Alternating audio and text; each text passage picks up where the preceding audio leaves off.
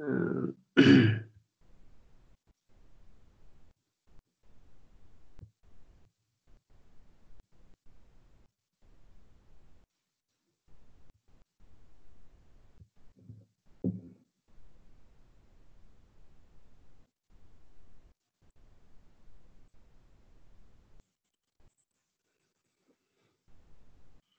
Donc, on attend le téléchargement du PowerPoint de la séance pour le partager avec vous. Donc, notre séance d'aujourd'hui, c'est la deuxième séance dans le dossier 6. Donc, ou bien notre dossier 6, ça concerne les sciences et les découvertes. Comme nous l'avons déjà expliqué, d'abord la différence entre découverte et invention, ce sont deux mots-clés d'abord qu'il faut bien distinguer pour ne pas les confondre. Quand on parle d'une découverte, c'est le fait de trouver quelque chose qui existait auparavant et qui est très bénéfique pour un domaine scientifique. Donc, une invention, c'est le fait de fabriquer, de concevoir pour la première fois une machine ou un dispositif qui pourrait servir l'humanité en quelque chose. Donc, voilà, donc découverte et invention, ce sont deux termes qui appartiennent au domaine scientifique, bien sûr, mais qui sont différents l'un de l'autre.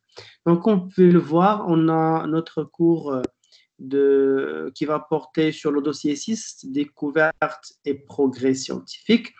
La dernière séance, on a travaillé la page, je pense, 74 et 75. Aujourd'hui, on va travailler les pages 77 et 78. Donc, comme vous pouvez le voir ici, on a un texte. Je vais vous le lire, ce texte-là, parce qu'il n'est pas très lisible. Le premier mémo.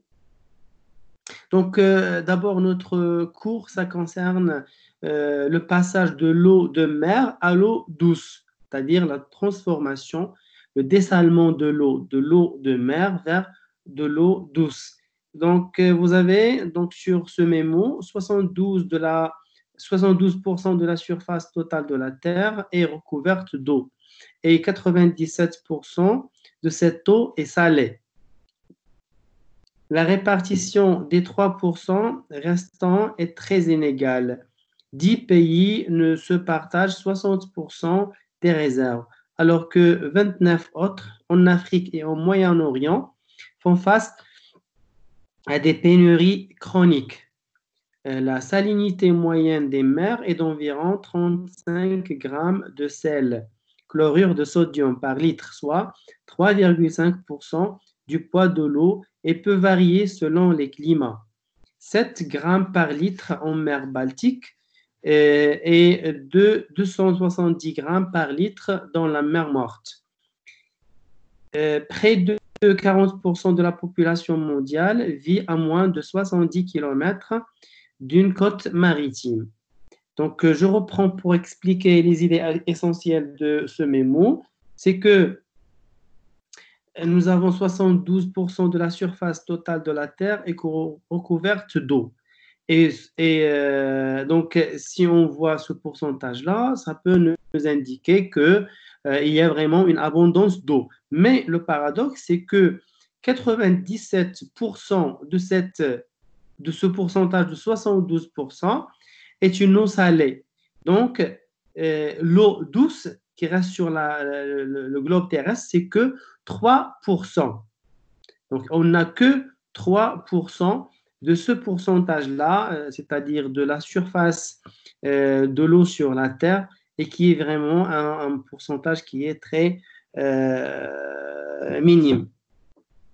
La répartition des 3% restants est très inégale. C'est que, comme vous pouvez le voir sur ce texte, 10 pays se partagent 60% des réserves. C'est-à-dire qu'il n'y a que 10 pays sur la planète Terre qui réservent ou bien qui partagent 60% des réserves en eau, alors que les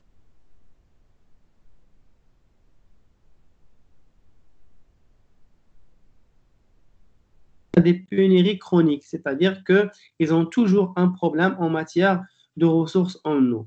Donc, la salinité moyenne des mers et donc l'eau de mer, elle ne manifeste pas le même niveau de salinité. Il y a des mers ou bien des eaux de mer qui sont plus salées que d'autres. Par exemple, normalement, si la salinité moyenne des eaux de mer, c'est à 35 grammes de sel par litre, c'est-à-dire 3,5%, par exemple, en mer Baltique, on a 7 grammes par litre, c'est-à-dire que l'eau est moins salée. Et qui dit moins salée, bien sûr, dit que ça ne demande pas vraiment beaucoup d'efforts pour le dessaler. Et puis, alors que sur la mer Morte, on a un taux de une moyenne de 270 grammes par litre de sel par litre, c'est-à-dire que c'est une eau qui est difficile à dessaler. Près de 40% de la population mondiale vit à moins de 70 km d'une côte maritime, c'est-à-dire que plus que la moitié, ou bien environ presque la moitié de la population habite tout près des côtes maritimes, c'est-à-dire que le fait de dessaler l'eau, c'est une solution vraiment adéquate qui pourrait sauver la planète et sauver ces pays qui souffrent de cette pénurie en eau. Et par la suite, donc, je vais vous passer un texte, un enregistrement, et vous allez me répondre à ces questions-là. Donc, je vais voir. Voilà, comme vous pouvez le voir. Voici les questions. Vous avez écouté l'enregistrement et répondez aux questions. Donc, on a à quels problèmes sont confrontées 70 villes de plus d'1 million d'habitants? Où se situe la majorité d'entre elles? En quoi est-ce un avantage pour elles par rapport aux autres? Donc, je vais vous passer cet enregistrement audio et je vais vous inviter à répondre à ces 3 questions. Donc, avant d'écouter l'enregistrement, je vous invite à relire ces 3 questions. Allez-y.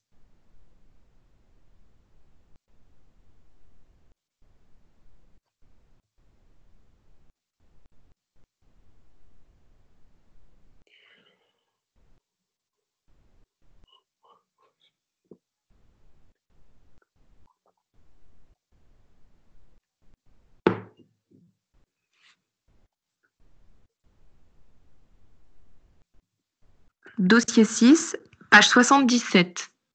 Activité 6 à 9. Sur les 70 villes de plus d'1 million d'habitants qui manquent d'eau dans le monde, plus de la moitié se situe au bord de la mer. Dessaler l'eau de mer est une solution pour elles. L'osmose inverse est une technique moderne utilisée aujourd'hui dans le dessalement de l'eau de mer. Mais ce procédé date déjà de 1926. Le phénomène d'osmose simple est un principe naturel qu'on peut décrire ainsi. Quand 2 solutions qui ont une concentration en sel différente sont séparées par une membrane, alors la solution la moins concentrée en sel passe spontanément à celle qui est la plus concentrée en sel. Si on applique une très forte pression sur la solution la plus concentrée en sel, le flux s'inverse. C'est ce qu'on appelle osmose inverse. Le système de filtration par osmose inverse fonctionne grâce à une cartouche maintenant une membrane composée de pores d'un diamètre de 0,0001 micron est capable d'éliminer les molécules les plus fines ainsi que les bactéries et même les virus. En voici les différentes étapes. Première étape, l'eau passe à travers un préfiltre de 5 microns qui bloque les particules en suspension dans l'eau et écarte les matières non dissoutes comme les poussières ou le sable. Deuxième étape, l'eau passe à travers une cartouche de charbon actif à absorption, au contact duquel les produits chimiques comme le chlore ou les matières toxiques sont supprimés. Troisième étape, une membrane d'osmose inverse enroulée en spirale met l'eau sous pression. Lors du passage à travers cette membrane, les éléments supérieurs à 0,0001 micron soit 98%, sont stoppés et évacués avec l'eau de rejet. Quatrième étape, l'eau osmosée est stockée dans un réservoir sous pression qui passe une dernière fois dans une cartouche de polissage à absorption pour enlever les odeurs et les gaz dissous. L'eau obtenue par osmose inverse est si pure qu'il faut parfois même la reminéraliser.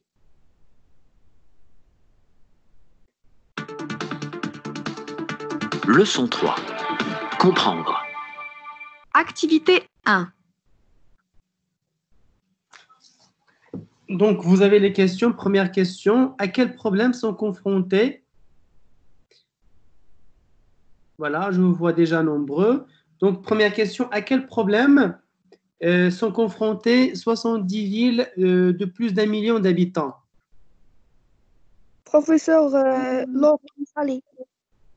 Pardon, Hakima? L'eau qui salée. Non, c'est pas ça la bonne réponse.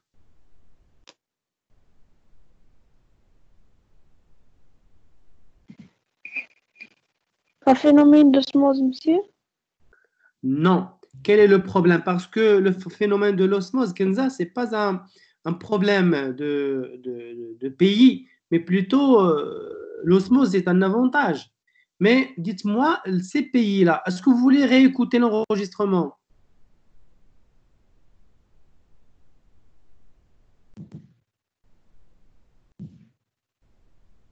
D'accord, regardez bien. Je vais relire l'exemple, bien l'exercice 6 et l'exercice 7, et par la suite, je vais vous repasser l'enregistrement. D'accord? À quel problème sont confrontées 70 villes de plus d'1 million d'habitants? Où se situe la majorité d'entre elles? En quoi est-ce un avantage pour elles par rapport aux autres?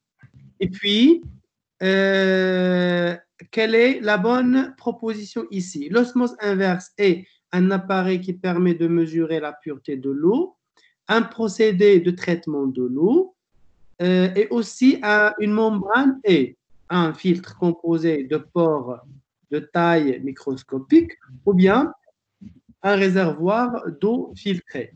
Donc, je vais vous repasser l'enregistrement. Dossier 6, page 77. Activité 6 à 9. Sur les 70 villes de plus d'1 million d'habitants qui manquent d'eau dans le monde, plus de la moitié se situe au bord de la mer. Dessaler l'eau de mer est une solution pour elle. L'osmose inverse est une technique moderne utilisée aujourd'hui dans le dessalement de l'eau de mer. Mais ce procédé date déjà de 1926. Le phénomène d'osmose simple est un principe naturel qu'on peut décrire ainsi. Quand deux solutions qui ont une concentration en sel différente sont séparées par une membrane, alors la solution la moins concentrée en sel passe spontanément à celle qui est la plus concentrée en sel. Si on applique une très forte pression sur la solution la plus concentrée en sel, le flux s'inverse. C'est ce qu'on appelle osmose inverse. Le système de filtration par osmose inverse fonctionne grâce à une cartouche maintenant une membrane composée de pores d'un diamètre de 0,0001 micron est capable d'éliminer les molécules les plus fines ainsi que les bactéries et même les virus. En voici les différentes étapes. Première étape, l'eau passe à travers un préfiltre de 5 microns qui bloque les particules en suspension dans l'eau et écarte les matières non dissoutes comme les poussières ou le sable. Deuxième étape, l'eau passe à travers une cartouche de charbon actif à absorption au contact duquel les produits chimiques comme le chlore ou les matières toxiques sont supprimés. Troisième étape, une membrane d'osmose inverse enroulée en spirale met l'eau sous pression. Lors du passage à travers cette membrane, les éléments supérieurs à 0,0001 micron, soit 98%, sont stoppés et évacués avec l'eau de rejet. Quatrième étape, l'eau osmosée est stockée dans un réservoir sous pression qui passe une dernière fois dans une cartouche de polissage à absorption pour enlever les odeurs et les gaz dissous. L'eau obtenue par osmose inverse est si pure qu'il faut parfois même la reminéraliser. C'est bon? Donc, est-ce que vous pouvez me dire à quels problèmes sont confrontés 70 000 de plus d'un million d'habitants?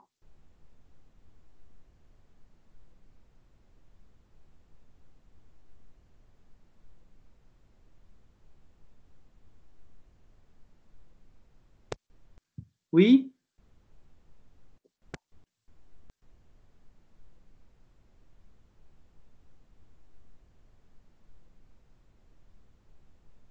Déjà, le texte, il parle d'un problème de manque d'eau dans plusieurs pays. C'est ça le problème auquel sont confrontés un ensemble de pays. Parce que le problème, comme on vient de le voir, on n'a que 3% de l'ensemble de l'eau partagée sur la mer qui est une eau douce. Donc, beaucoup de pays, comme les pays de l'Afrique, pays du Nord, par exemple, les pays du Moyen-Orient aussi sont des pays qui souffrent d'un problème de manque d'eau. Deuxième question, où se situe la majorité d'entre elles? Où se situent ces pays-là? Au bord de mer. Très bien, Zha. Donc, c'est au bord de la mer. Donc, c'est une raison de plus pour pouvoir, je dirais, dessaler de l'eau de la mer pour la mettre à la disposition de ces villes-là. En quoi est-ce un avantage pour elles par rapport aux autres? Ces pays-là, ou bien ces villes qui sont près de la mer, leur avantage, c'est le fait qu'ils soient tout près de la mer et que le fait de dessaler la mer, ça pourrait sauver la situation ou bien sauver ces pays pour qu'ils ne puissent pas devenir ou bien arriver au manque accru d'eau. Donc, je vais passer à l'exercice 7. L'osmose inverse est-ce un appareil qui permet de mesurer la pureté de l'eau ou bien un procédé de traitement de l'eau? Voilà, donc vous choisissez une réponse. Un appareil qui permette de mesurer la pureté de l'eau. Non, ce n'est pas un appareil. Un procédé de traitement de l'eau. Voilà, très bien, c'est un procédé de traitement de l'eau parce que l'osmose, c'est un phénomène naturel qui peut se réaliser même dans la nature. Donc, l'osmose, c'est un procédé de traitement de l'eau. C'est ça le principe de l'osmose. Donc, quand on parle du filtre ou bien de l'appareil qui permet de générer l'osmose, donc une membrane est-ce un filtre composé de pores de taille microscopique ou bien un réservoir d'oxygène? Qu'est-ce que c'est qu'une membrane? Est-ce un réservoir? Filtre composé de pores Voilà, de taille.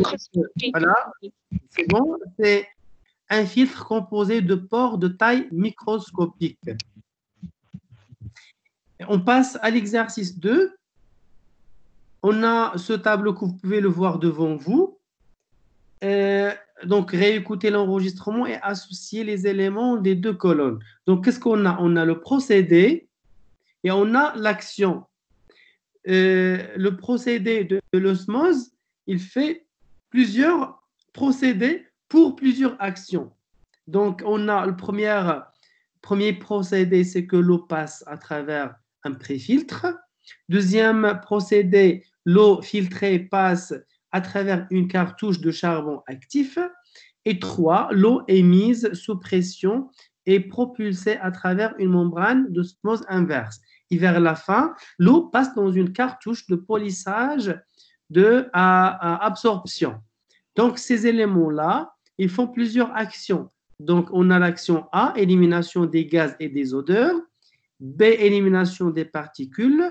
C, suppression des éléments microscopiques. Et D, suppression des produits chimiques et des matières toxiques. Donc, je vous laisse réfléchir. On a 4 procédés et 4 actions qui sont en désordre. Donc, vous cherchez, par exemple, pour 1, quelle action il fait? A, B, C ou D. 2, quelle action il fait? A, B, C ou D, et ainsi de suite. Donc, je vous donne quelques secondes pour réfléchir bien pour tracer ce tableau sur vos cahiers pour pouvoir correspondre chaque action à son procédé.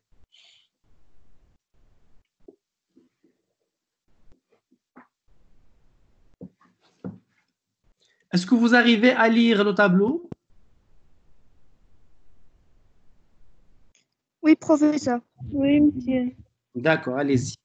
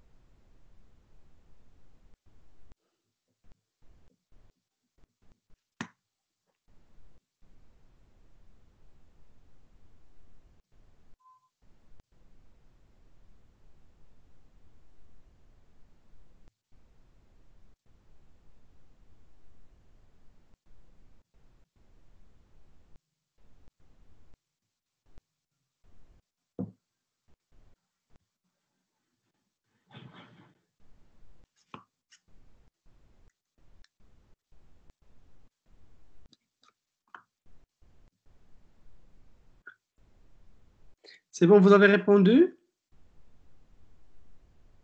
Oui, monsieur. Donc, pour le premier procédé, l'eau passe à travers un préfiltre. Donc, l'action, c'est?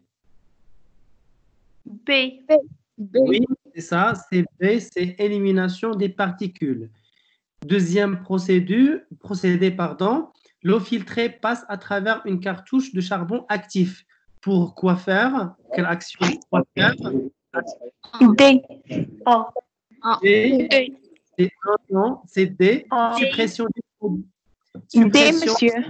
oui, suppression des produits chimiques et des matières toxiques.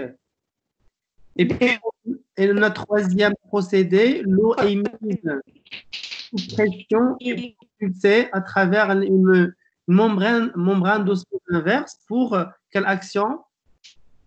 C. C'est Voilà, c'est suppression des éléments microscopiques.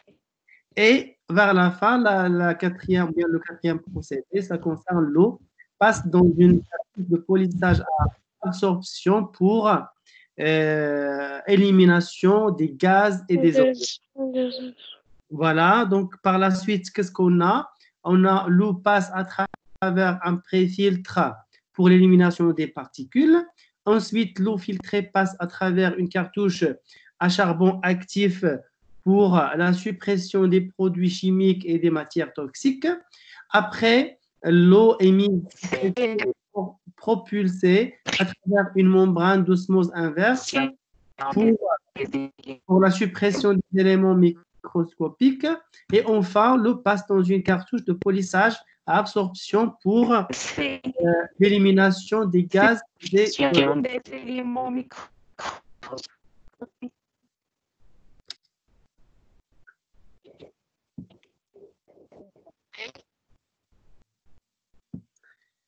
Donc là, je vais passer. Voici donc.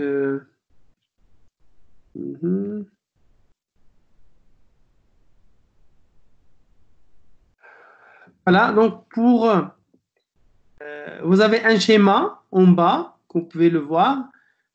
Complétez le schéma par osmose. Donc on a osmose et osmose inverse.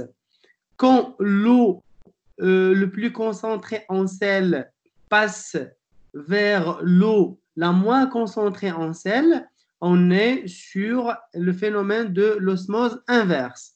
Et quand l'eau la moins concentrée en sel passe vers l'eau la plus concentrée en sel, on est sur l'osmose. Donc, du moins vers le plus, on est moins de sel vers plus de sel, on est sur l'osmose. plus de sel vers moins de sel, on est sur l'osmose inverse.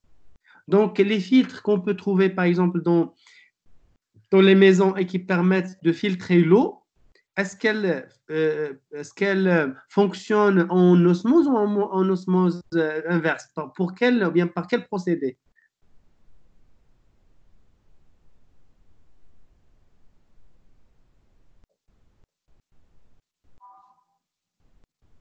Les filtres qu'on trouve dans les maisons et qui permettent de filtrer l'eau et de le transformer d'une eau plus salée vers une eau moins salée, ils fonctionnent avec quel procédé? Osmose ou osmose inverse? Professeur Osmond, Oui, Kima, c'est de l'osmose inverse. Parce que quand on passe du moins salé vers le plus salé, on est sur le phénomène de l'osmose. On a encore un exercice.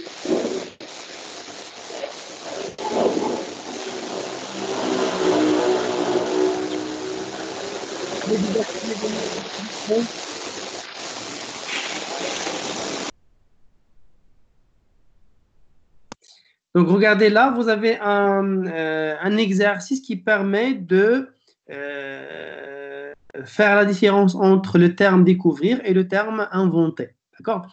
Donc, on a complété les phrases avec les mots suivants.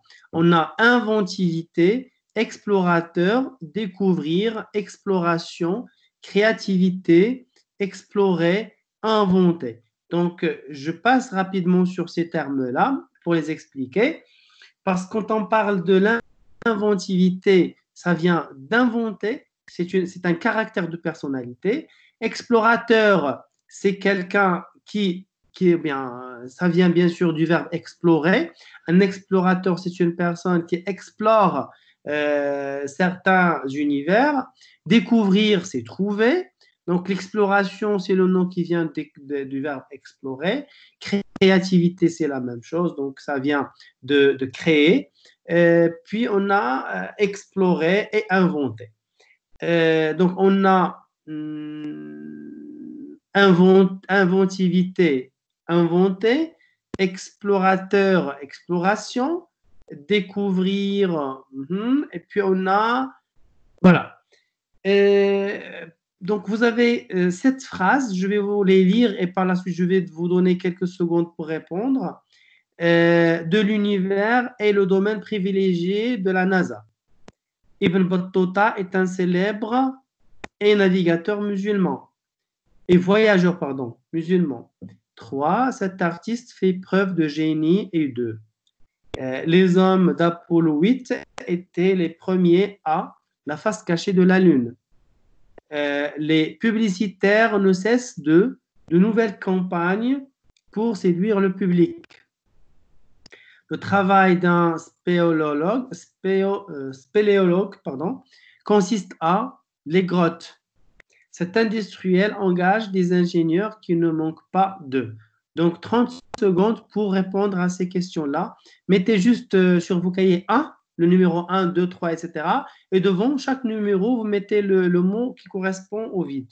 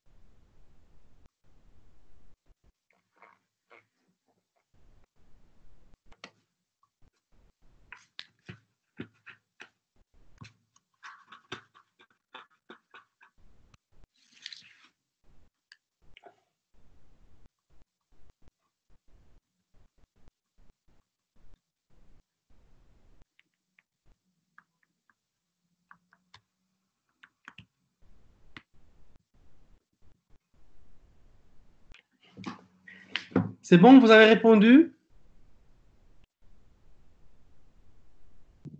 Oui, professeur. Très bien. Donc, première question de l'univers et le domaine privilégié de la NASA.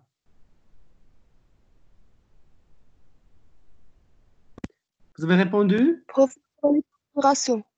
Oui, c'est ça, l'exploration de l'univers et le domaine privilégié de la NASA. Donc, 1, c'est l'exploration. 2, Ibn Battuta est un célèbre et voyageur musulman.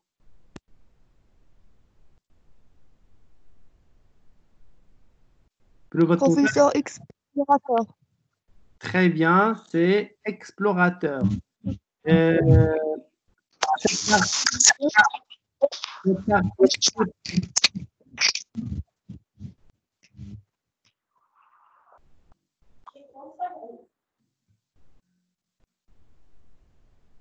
cet artiste fait preuve de génie et de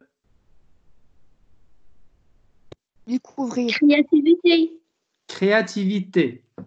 Donc, cet artiste fait preuve de génie et de créativité. Les hommes d'Apollo 8 étaient les premiers à la face cachée de la Lune. Découvrir. Très bien, c'est le mot découvrir. Les publicitaires ne cessent de nouvelles campagnes pour séduire le public. Inventer. Inventer. C'est inventer. Puis, le travail d'un spéléologue consiste à les grottes. Explorer. Oui, c'est explorer les grottes. Et puis, cet industriel engage des ingénieurs qui ne manquent pas de... Exploration. Non, Inventivité. Inventivité. Voilà, d'inventivité. Parce que les ingénieurs, normalement, ce sont des inventeurs. Découvrir ou inventer, compléter en conjuguant. Donc, voilà, ici, on va encore mettre l'accent sur la différence entre découvrir et inventer. Une nouvelle méthode d'archivage. Qu'est-ce qu'on pourrait dire? Il découvre ou bien il invente? Ou bien, Découvre. voilà, Découvre. regardez. Découvrir, c'est trouver quelque chose qui a toujours existé. La méthode d'archivage, une méthode qui existait avant, mais une nouvelle méthode.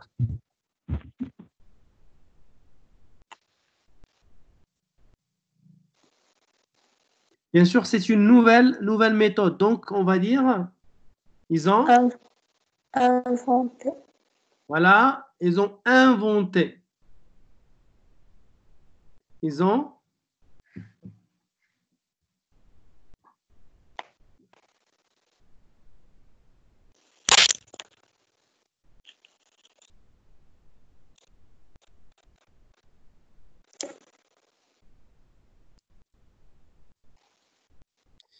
Voilà, donc ils ont inventé une nouvelle méthode d'archivage.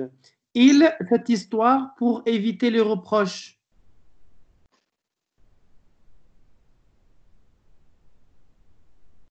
Inventer. Oui, aussi, ils ont inventé. Les Chinois, l'imprimerie. Inventé. Découvert. Oui, toujours non inventé. Ils ont inventé l'imprimerie. Visiter le Maroc et ce pays merveilleux. Ce pays merveilleux. Découvrir. Voilà, c'est découvrir. Maintenant, vous pouvez faire la différence entre découvrir et inventer. Découvrir, c'est trouver quelque chose qui a toujours existé. Et inventer, c'est concevoir pour la première fois.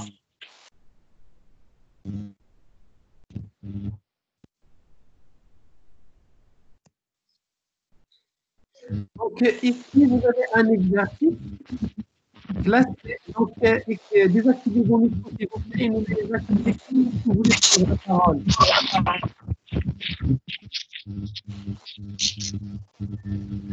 Professeur, on peut se lancer.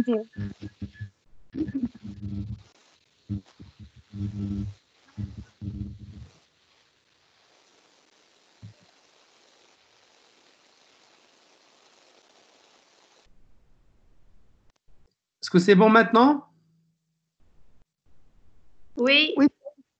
Donc, placez les mots dans les bulles, bien dans la bulle qui convient.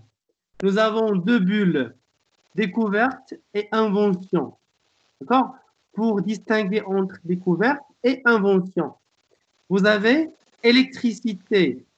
Donc, je vais vous donner 30 secondes d'abord pour réfléchir. On a électricité, télégraphe, informatique, photosynthèse, télévision, radioactivité, système solaire et fusée. Cherchez à mettre chaque mot dans l'endroit correspondant, dans la bulle correspondante.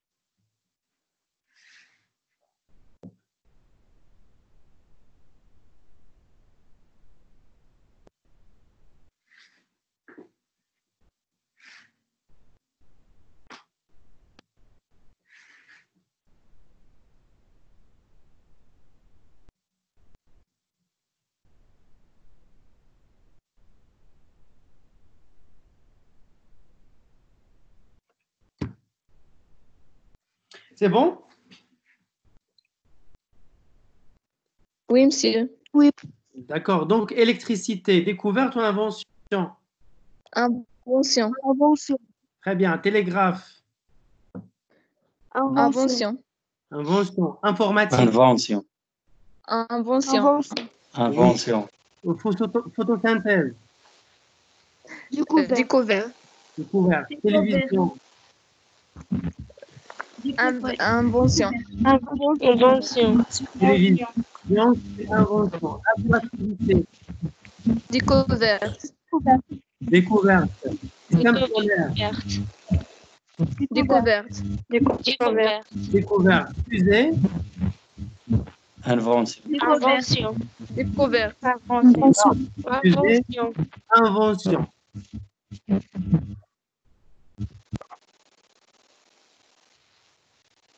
Donc maintenant, vous avez pu faire la différence entre découverte et invention. Voici le corrigé des exercices qu'on va faire parce que je vais vous mettre ce cours sur fichier de l'équipe de SVI section B. Et en même temps, je vais vous faire, ou bien je vais vous mettre l'enregistrement de la séance dans,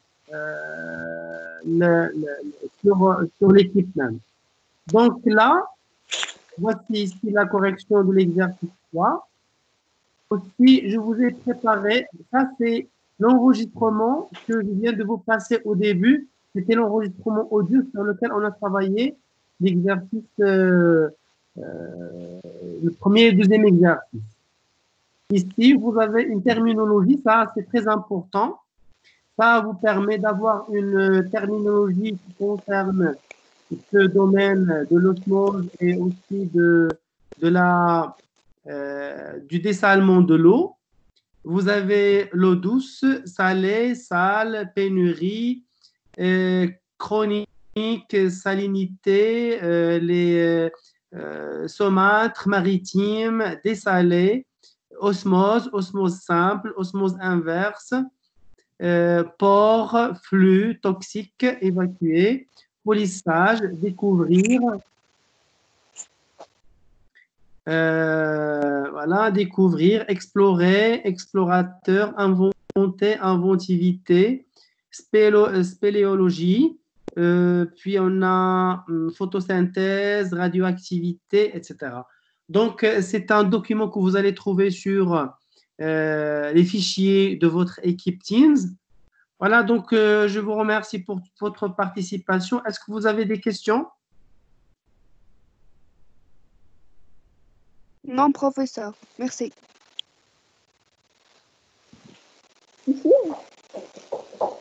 Oui. كيفاش نقدروا نميزوا بين جوج كلمات عندهم معنى مختلف ولكن هما في الكتابة بحال Donc, ce sont des qui s'écrivent de la même manière, mais qui ont un sens différent. وي Appelez un exemple.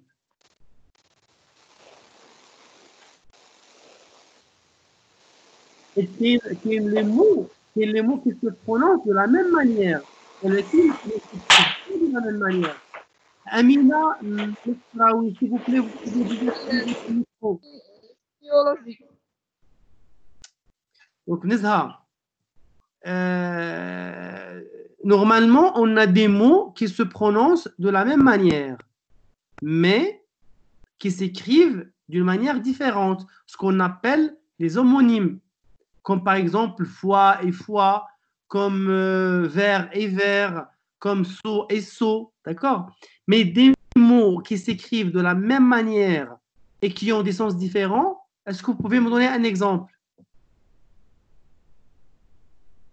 مسيو لي تيرم اللي عطيتينا كاينه سبيولوجي كاينه تعريف عطينا سيونس وكاينه اكتيفيتي واش في لو dernier في هاد attendez ici نزهة فين؟ وي مسيو وي هنا لي تيرم Donc, on a spéléologie, science qui a pour objet l'étude des cavités naturelles du sol, et spéléologie encore, activité consistant à explorer. Donc, non, c'est juste le contexte qui va vous permettre. مثلا je fais de la spéléologie. يعني أنه soit il fait la science, soit il fait l'activité. D'accord? Donc, non, c'est le contexte qui permet de différencier. اوكي مسيو ميرسي C'est-à-dire, quand vous lisez le mot dans la phrase, il faut comprendre son sens à travers la phrase et non pas, c'est-à-dire isolément. Parce que si je vous dis spéléologie, vous allez me dire, attendez, spéléologie, c'est une science et c'est une activité. Qu'est-ce que vous faites le plus précisément? C'est comme ça que vous pouvez différencier les deux. OK? اوكي مسيو D'accord. D'autres Merci. questions? Je vous en prie.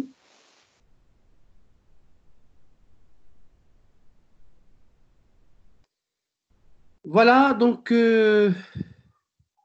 arrête l'enregistrement.